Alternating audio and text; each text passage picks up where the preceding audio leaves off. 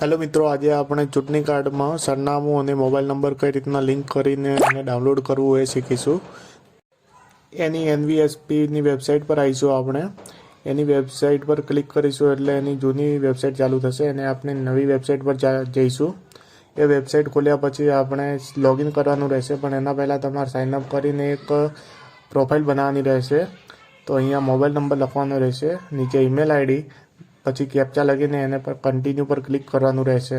Submit કર્યા પછી એક નવું ઇન્ટરફેસ ખુલશે। એમાં તમારું first name, last name, password generate કરવાનો રહેશે। પછી સેમ જ પાસવર્ડ કન્ફર્મ પાસવર્ડમાં લખીને આ રિક્વેસ્ટ ઓટીપી પર ક્લિક કરવાનું રહેશે।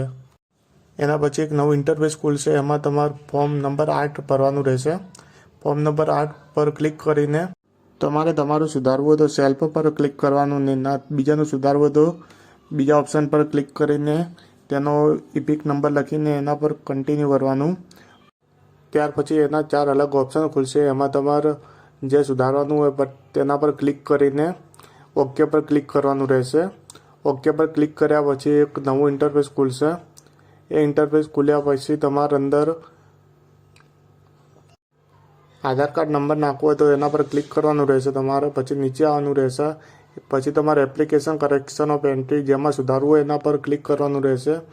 Gender, relation type, address, mobile number, photo, નામ, આપણે અહીંયા સરનામું અને મોબાઈલ નંબર ચેન્જ કરવાનો છે તો અહીંયા નીચે સરનામું લખવાનું રહેશે।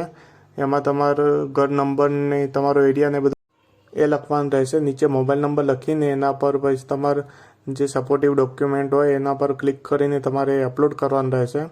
પછી નેક્સ્ટ કરીને પ્લેસમાં તમારા ગામનું નામ લખવાનું રહેશે। નીચે કેપ્ચા લખીને એટલે કન્ફર્મ કરશો એટલે એક ઓટીપી આવશે। ઓટીપી નંબર અંદર નાખીને પછી તમારે કન્ફર્મ કરવાનું રહેશે। કન્ફર્મ કર્યા પછી એની પ્રિન્ટ આવશે અને પ્રિન્ટ આવ્યા પછી 15 દિવસમાં તમે ડાઉનલોડ કરી શકો છો ઓનલાઈન। આવા વિડીયો જોવા માટે ચેનલને સબસ્ક્રાઈબ કરો અને કોમેન્ટ કરો। Thank you.